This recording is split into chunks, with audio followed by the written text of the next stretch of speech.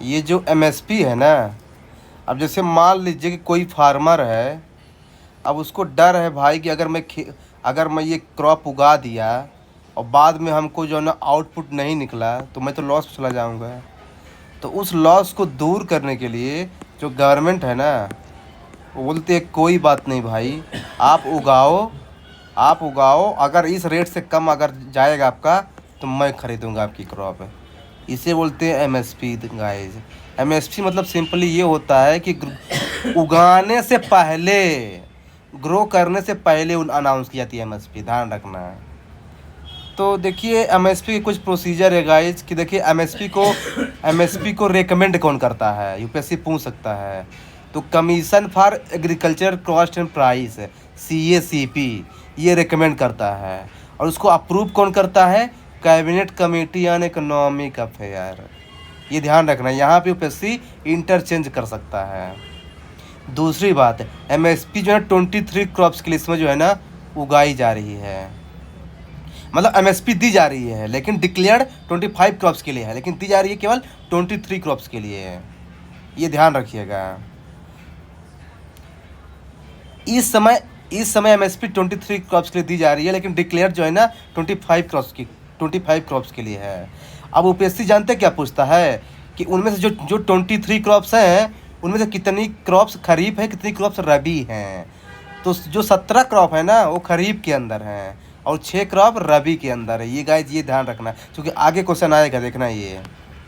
हाँ, तो आपको भाई ये पता ही है कि पैडी हो गया, व्हीट हो गया, मेज हो गया, बाजरा हो गया, ज्वार हो गया, रागी हो गया, बरले हो गया, ये तो सीरियल क्रॉप्स हो गई।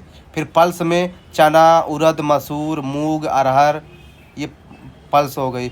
ऑयल सीड्स में जैसे रेप सीड हो गया, ग्राउंड नट हो गया, सोयाबीन, सनफ्लावर, सेसमम है, सनफ्लावर, नाइजर सीड। ये नाइजर सीड को बेसिक क्वेश्चन पूछा था।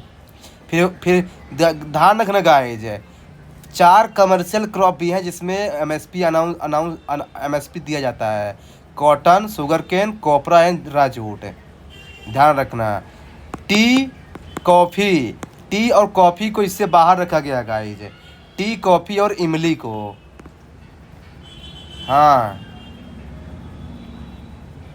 टर्मरिक यानी क्या होता है मुस्कान, टर्मरिक इमली होता है कि हल्दी?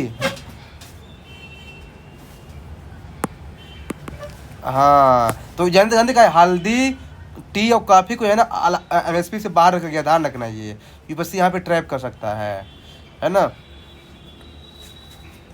और ये टर्मरिक है, टर्मरिक, हाँ, इसको जो है ना बाहर रखा गया है ये ध्यान रखना। ऊपर से जो है ना कि ये पूछ सकता है एग्जामिनर कि गवर्नमेंट जो है ना कौन से चीज़ पे जो है ना एमएसपी देता है, क्योंकि एक होता है A2, एक होता है A2 प्लस FL और एक होता है C2।